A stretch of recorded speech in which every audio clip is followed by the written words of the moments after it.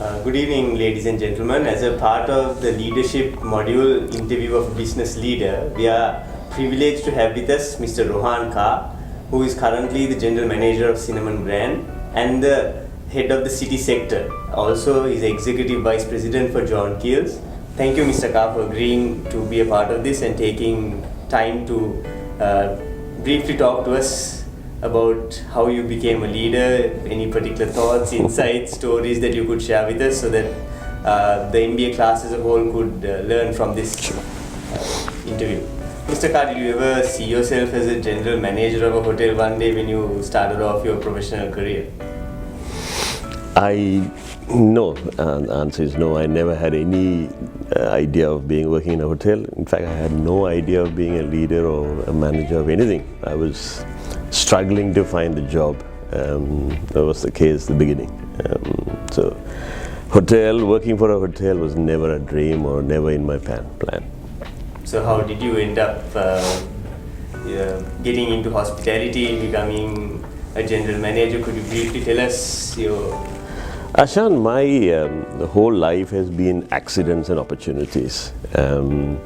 If I said to you that I had a major plan for my life, for my career, for anything, I'll be lying, totally lying. You know. It's just been an accident, and every accident there was an opportunity. Actually, I was working in a bank when I started my employment. Even that, not through my qualification, that through my dad's relations who were doing well up in a bank. So I got through influence rather than qualification. And I left this country and went to UK as a student, because that's the only way you can get into the country those days, to do banking. So I was doing banking.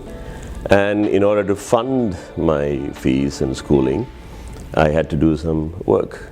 And I had so many different jobs, jobs that my kids won't do these days and age.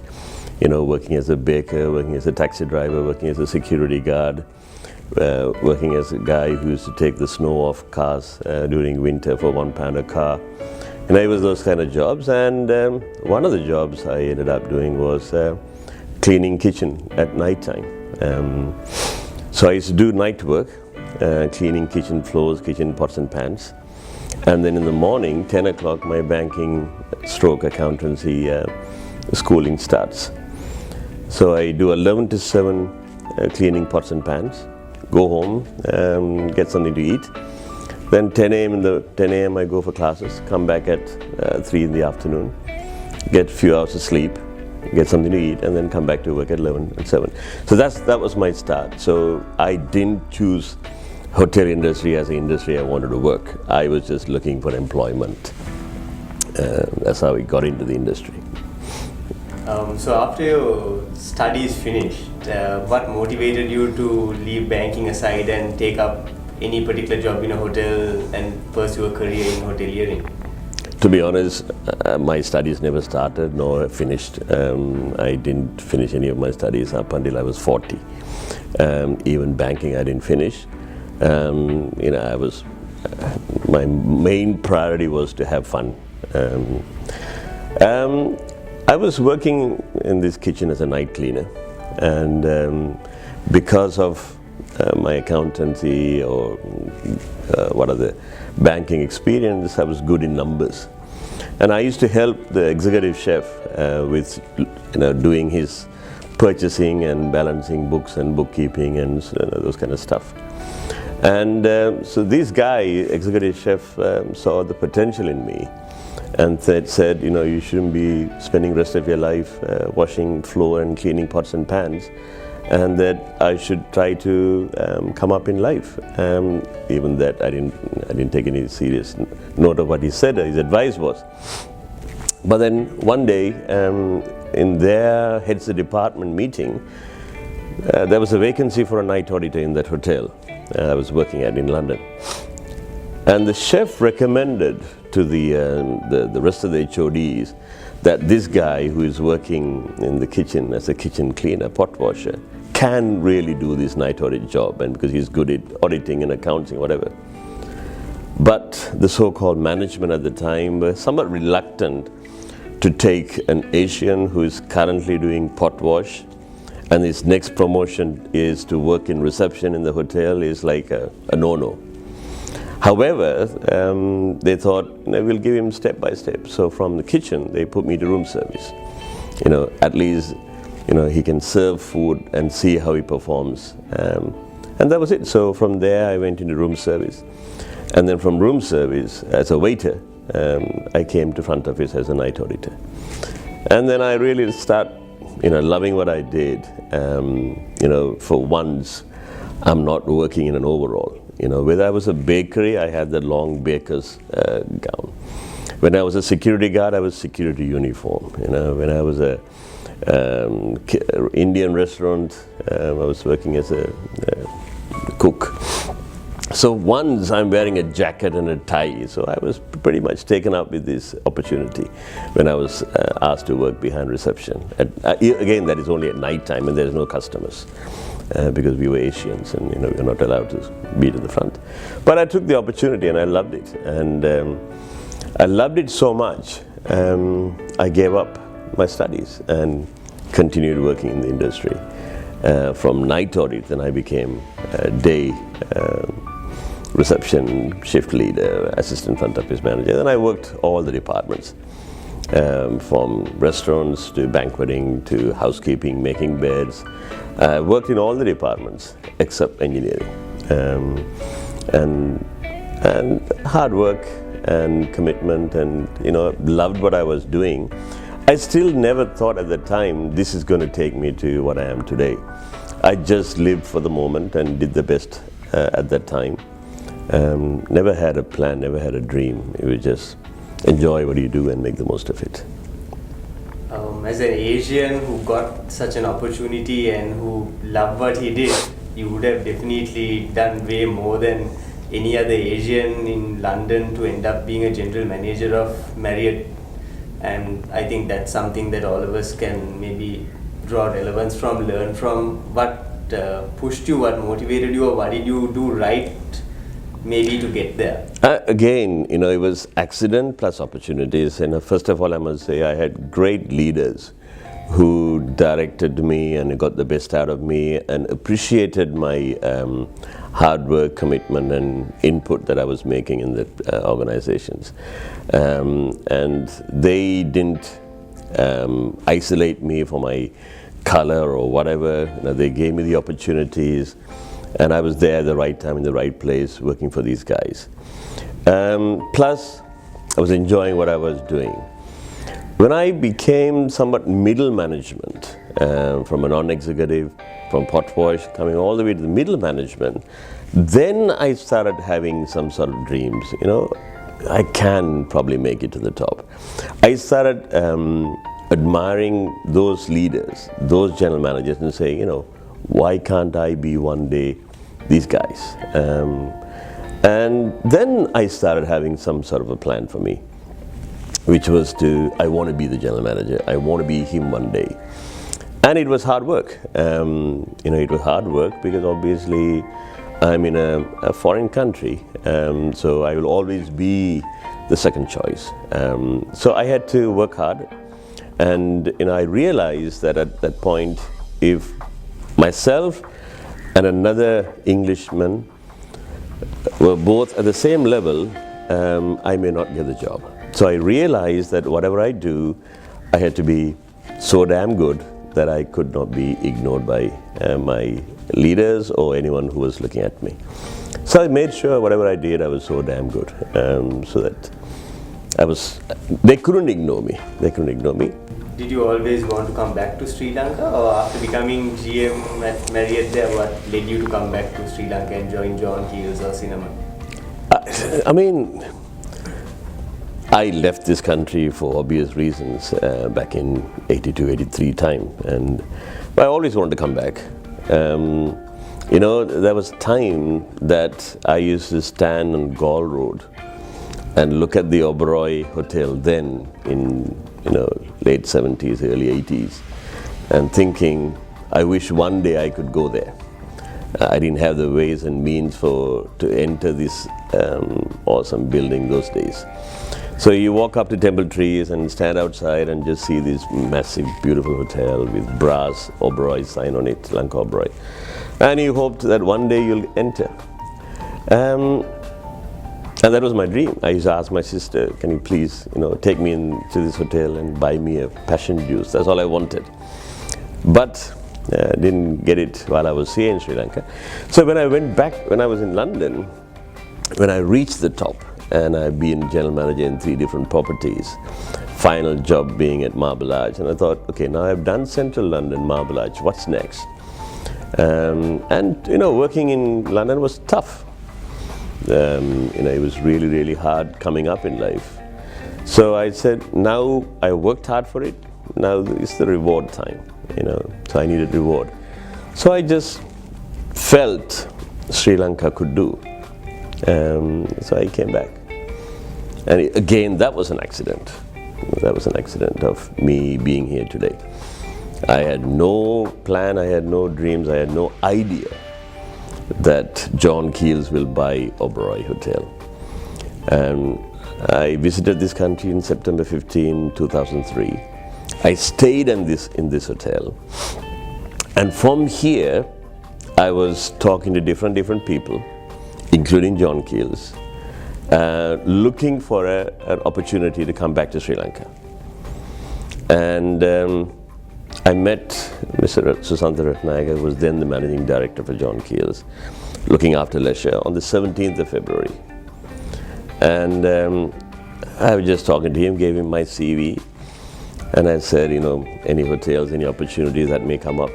So he said, when are you going back? So I said 19th, which was Friday. And he says, well, can you stay back for a couple of days and go the following week? I said, well, if you have a great opportunity for me, I'll stay back. And I stayed back. 19th, I see news midday saying John Keels have bought these hotels. Then it clicked. Then I say, wow, that's why he wanted me probably to stay back. And then he called me on the 20th, and he spoke to me and said, we would like you to take this hotel as a general manager. And I was like, wow, accident. I just came for a week holiday to see whether there could be an opportunity. And this is the hotel I wanted to come and have a passion drink passion juice. And now I got the job, accident and opportunity, both at the same time. I said, I picked up the job, went back, resigned, and came back in November 2003. Mr. Karr, I might be wrong, but at that time in 2003, the cinnamon brand wasn't there, and the Oberoi or Colombo Plaza at that time was not at the top. If you take Sure. Colombo, it was probably, if I recall, the 4th or the 5th best hotel at that time, and there was competition from international brands such as the Taj, the Hilton, and so on. So when you did take up this opportunity that you did get by accident, how did you drive that property, or how can you briefly talk us through the creation of the cinnamon brand and how you managed to actually drive it so successfully? Sure. So that it became the #1 hotel and the best, probably the best brand now in Sri Lanka in hoteliering? Yeah, as I said, when I got the opportunity and I came here and I did a lot of media interviews, and everyone asked for me, what's your plan, what's your dream for this hotel? And flippantly I said to everybody, I didn't come here to be the 3rd or the 4th best general manager. I believe in myself. But this time, I have passion, I have the drive, I made it to the top.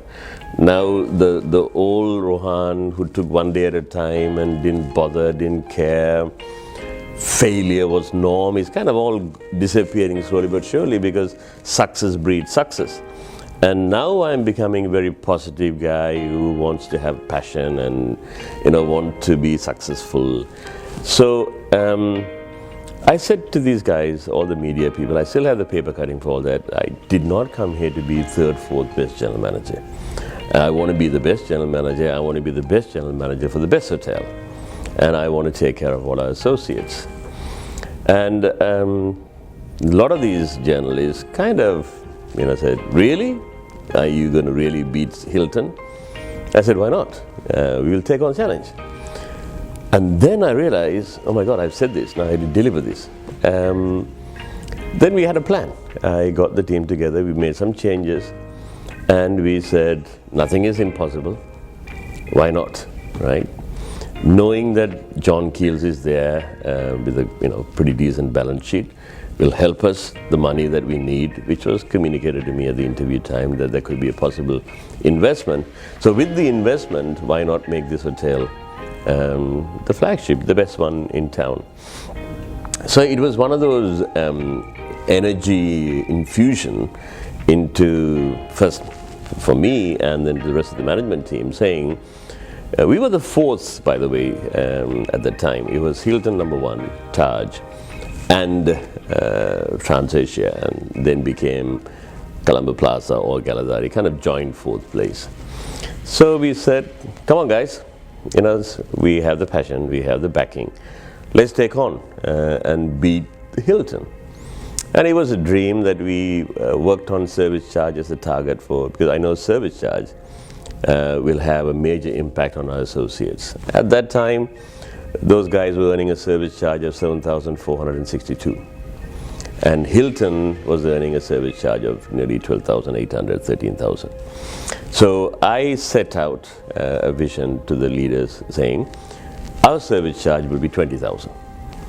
So some of the associates thought, he's taking some drugs, he's smoking something, for him to come and say that we're going to beat Hilton service charge.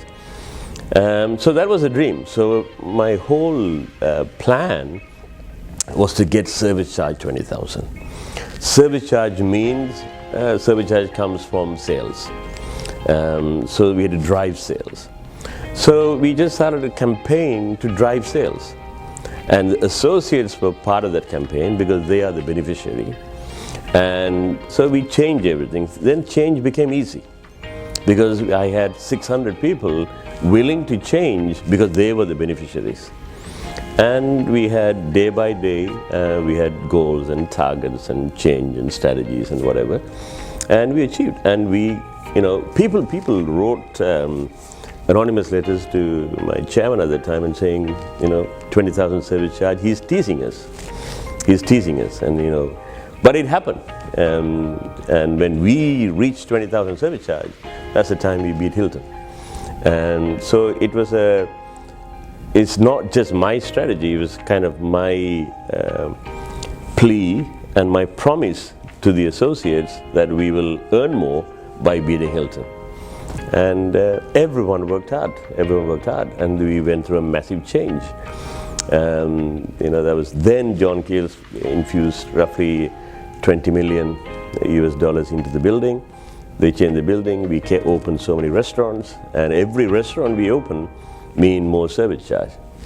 And the business grew, and then people saw a clear passion in this hotel and the way people behaved and delivered service.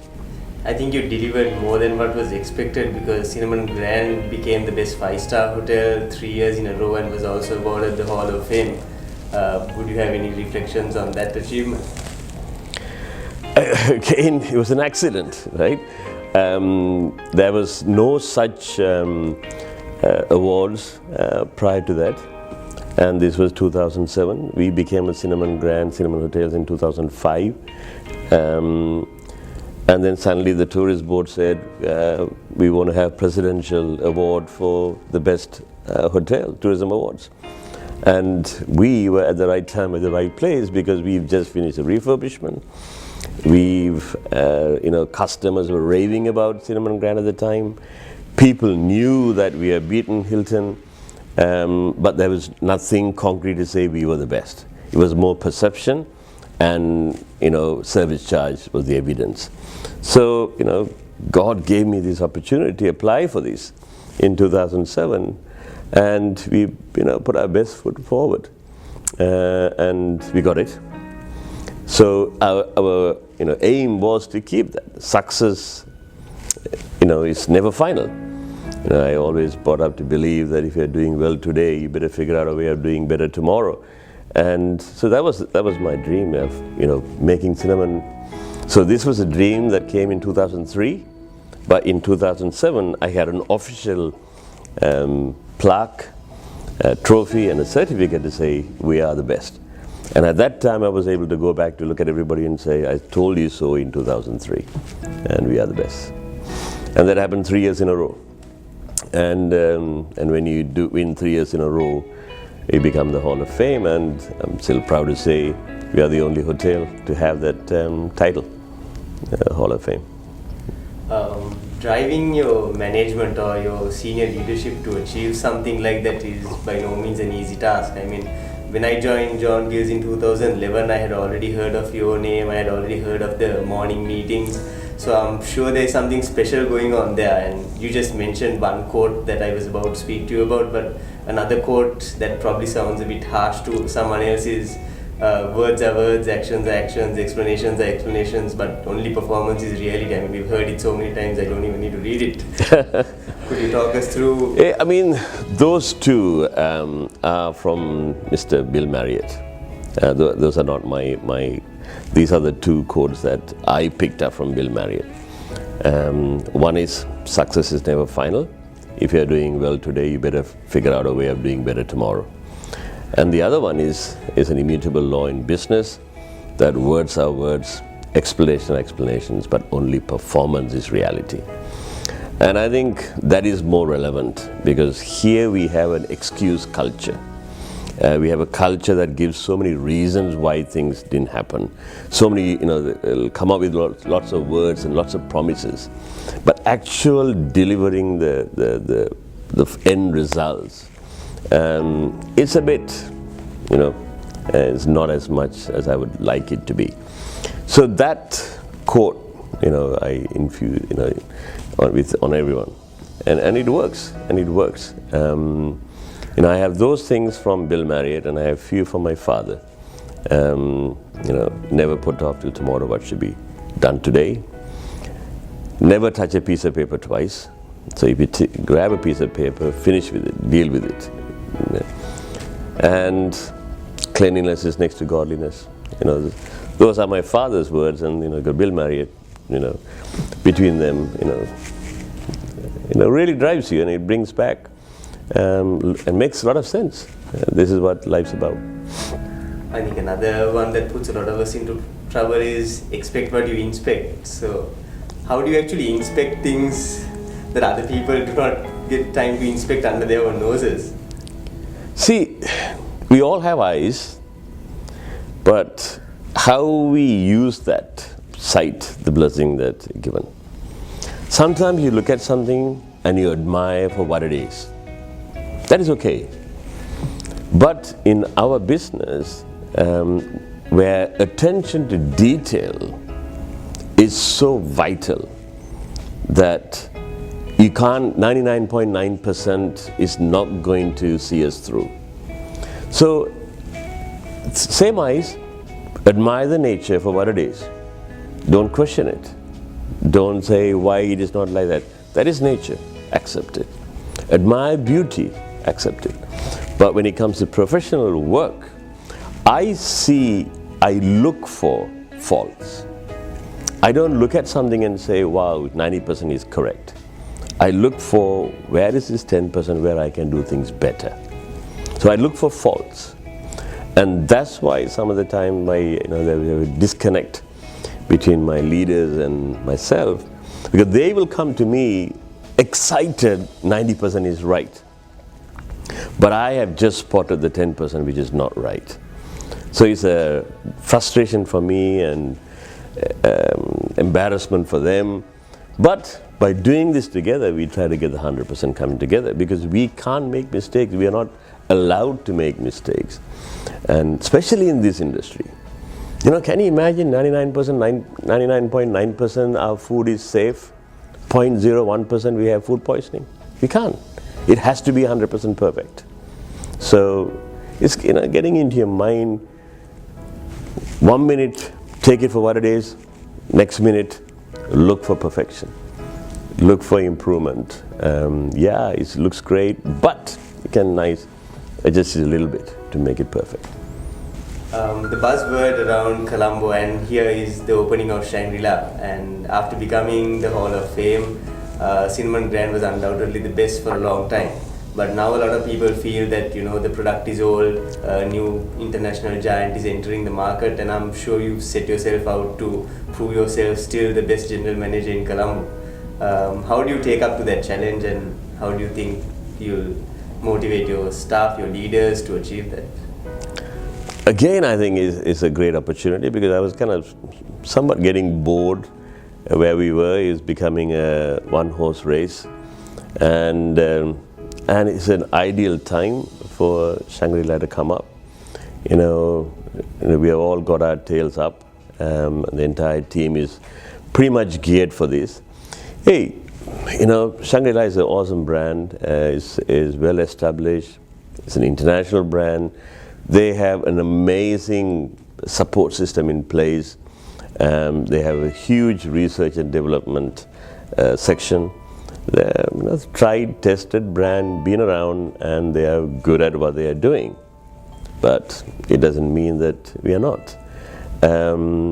We may not be world famous. We may not be, international brand. But the passion that we have as a team, and the excitement and the loyalty and the commitment that we have, our team, for this property is going to be tough to beat by any giant.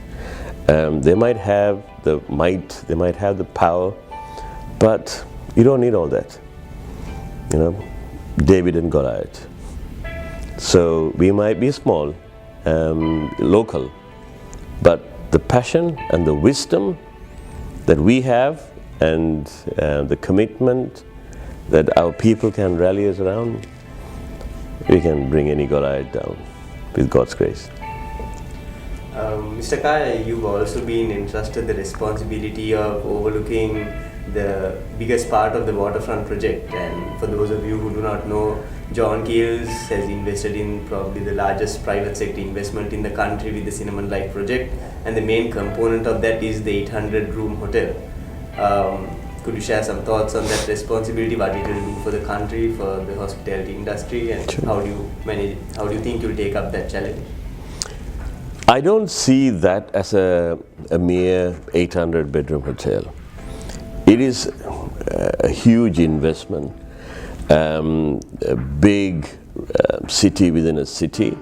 It's going to be a life changer for Colombo. It's going to have a major impact on the Sri Lankan economy. So we're not just opening another hotel, but if you take the hotel per se, yes, it's 800 bedrooms. The beauty,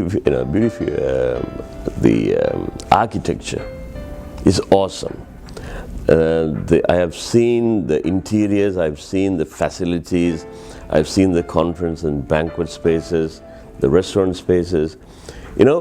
I've been around in this industry for now nearly 30 years.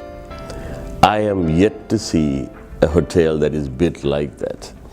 And for John Keels to entrust that opportunity on me to open that place is any hotelier's dream, but it doesn't come true for many. And I'm lucky to say it's been given to me. And it's going to be awesome. Really fantastic product. It's going to put every other brand, it's an iconic building in Sri Lanka, but the hotel and the service will also be iconic. And it's going to change the whole industry, the country, the economy, and we'll be proud to open that in 2021. It's not just a hotel, it's a life changer. I think the theme of this discussion has been getting the right opportunity, making the best out of the opportunities you get, and doing better than what someone else would expect you to do. In addition to all of the success that you've experienced, has there been any particular challenge, anything that has been a block for you, anything that you've faced as something, or a problem that you've overcome, something that we can learn out of? See, a lot of people have obstacles and challenges. Many here may not know this, but there was a hurdle runner called Sally Gunnell in UK. This is when I was in UK, and I was watching this Olympic, and she was doing 400-meter hurdles, and nobody expected her to be the number one. And when she finished the line, she was number one. She came first, and they interviewed her and said, when he was there at the starting point, and what were you thinking? She said, I couldn't see any hurdles. I looked up and I couldn't see any hurdles. I only saw the end line. So there might be hurdles in lives, but don't look for the hurdles, look for the end. And then when you got your mind set at what you want at the end, hurdles you will jump without even knowing that you just jumped a hurdle. Only when you look back, you'll say, oh my God, did I really jump all those hurdles? So don't look at hurdles as hurdles, just look at the end line. And opportunities will come. And it might be accident, it might be planned. But every day, life gives you opportunities. And 24 hours of opportunities. And what do you do with those opportunities? If you just take it as another day, it'll be another day. It'll be another casual day in your life. But if you take tomorrow, another 24 hours of opportunities, and what do you do with those 24 hours of opportunities? And when you go to bed, count those 24 hours of opportunities and say, how many of those opportunities did I really make it happen? Or how many did I just miss it, not knowing? And how many of those opportunities you would like it to be presented to you the day after? So when you take life at that, and enjoy it. I put aside some time for me to enjoy life. And for me, that is research. Researching and how can I do things better tomorrow. That's the way I enjoy life. So don't look at hurdles, look at them, don't even think of hurdles. I don't come to work every morning and saying, what do I have to jump today? I come to work every day to say, what will I have to finish today? And that's been the success for me. Outside of your professional environment, I know that you completed your studies pretty late. As you mentioned, when you were 40, I know you ran a marathon again pretty late. Could you maybe share some thoughts as to why you did that? What motivated you to do that? See, when I was, by that time I had 2 kids. And I was telling them to study. Then suddenly I realized, if my son turned back and asked me, Dad, what did you study? What qualification do you have? And the best I can tell them is, I did my A-levels and I got 4F. So I realized, I'm telling him to study, but I have nothing but 4F in my A-levels. So then I decided I need to do something, and I did my master's. I studied, got my degree, and then did my master's when I was 40. 40 is a midlife crisis, but I took 40 as, another milestone in my life. I never did any sports in my life. And the only sports I did was lime and spoon. You put spoon and run. And I only did that because they used to give you glucose. So I loved the glucose. I was an idiot. So again at 40, and I thought, shit, all these guys, all these sports, I didn't do anything. So I thought, I'm going to run the London Marathon. But I was alone, trained, and completed the London Marathon. 4 hours and 54 minutes though. 2 hours after the first person finished the race, but it was a determination to finish it. So now I have a sports certificate, I have an educational certificate, and these are kind of things I wanted to achieve. It's self-determination, and you don't want to be a failure in life. You want to have something. That was the reason. I think all of us have learned a lot from this discussion. Thank you so much, Mr. Karr. Any parting thoughts, words, any advice to the MBA class of 2007 you'd like to leave behind? I will just tell everybody, watch out for opportunities, and give it your best. My thing that I tell all my people, aim for the moon, and even if you miss it, you'll be among the stars. Aim for the moon, Don't settle for second best. Always give it your best. And failure is going to be pretty tough if you do that. It's not going to happen. And before you lead others, everybody wants to be leaders, but before you lead others, first lead yourself. If you can't lead yourself to success, you can't lead others to success. If you can't be happy, you can't make others happy. If you're not rich, you can't make others rich. So everything starts from you.